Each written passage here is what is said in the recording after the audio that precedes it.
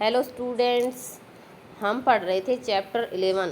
कल हमने रसखान के 2 सवैये पढ़े थे, जिसमें वो श्री कृष्ण के प्रति अपनी प्रेम, अपनी भक्ति को प्रकट करते हैं। वो किसी भी रूप में कृष्ण के पास रहना चाहते हैं, उनका सानिध्य प्राप्त करना चाहते हैं और उसके लिए वो हर बड़ी से बड़ी कीमत अदा करने के लिए तैयार हैं। अब हम तीसरे सवैये में पढ़ेंगे।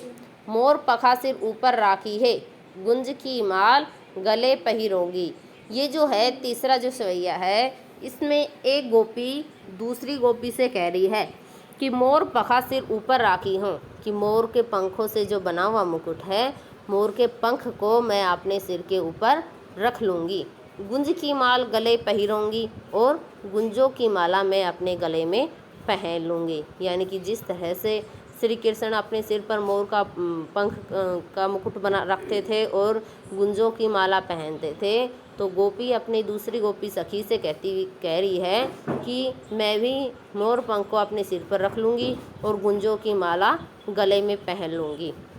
ओढ़ी पीतम्बर ले लकुटी, बन गोधन गवारिन संग फिरूंगी। कि ओढ़ी पीतम्बर, पीतम्बर का अर्थ होता है पीत, का अर्थ होता है पीला, अंबर का होता है वस्त्र। यानी कि मैं भी पीले वस्त्र पहनकर, ले लकुटी और लकड़ी लेकर, वन में गोधन गायों के साथ, गवारिन गायों को जो चराने वाले गवाले हैं, संग फिरूंगी उनके साथ फिरूंगी। यानी कि मोर पंखों का अपने ऊपर सिर पर रख लूँगी, गुंजों की माला गले में पहन लूँगी, पीले वस्त्र धारण कर लकड़ी लेकर वन में गायों के गवालों के साथ मैं फिरूंगी। भाव तो वो ही मेरो रसखानी, सो तेरे कहे सब स्वांग करूँगी।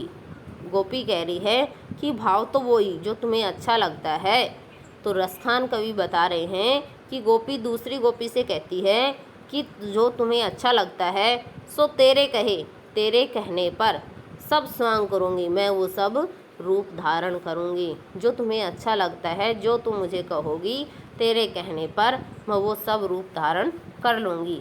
या मुरली मुरली धर की, अधरान धरी अधराने धरूँगी। लेकिन या मुरली, जिस मुरली को मुरलीधर ने अर्थात श्री कृष्ण ने अधरान धरी, अपने अधरों पर, अपने होठों पर धारण की थी, अधराने धरूँगी, उन्हें मैं अपने होठों पर धारण नहीं करूँगी। यानी कि गोपी ये कहती है कि तुम जो मुझे करने के लिए कहोगी वो कर लूँगी, लेकिन जिस मुरली को श्री कृष्ण ने धारण किया था उसे मैं अपने होठों पर धारण नहीं करूँगी।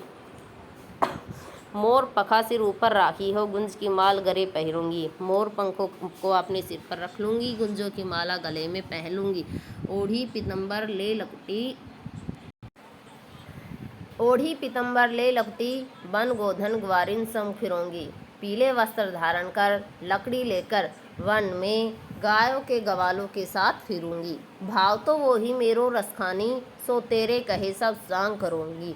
गोपी कहती है कि तेरे कहने पर जो तुम्हें अच्छा लगता है, मैं वही रूप धारण कर लूँगी। या मुरलीधर की, अधरान धरी अधराने धरूँगी। लेकिन जिस मुरली को श्री कृष्ण ने अपने होठों पे रखा था, उसे मैं अपने होठों पे धारण नहीं करूँगी। नेक्स्ट ये में गोपी कह रही है, काननी दे अंगुरी रही वो, जब ही मुरली धुनी मंद बजे है।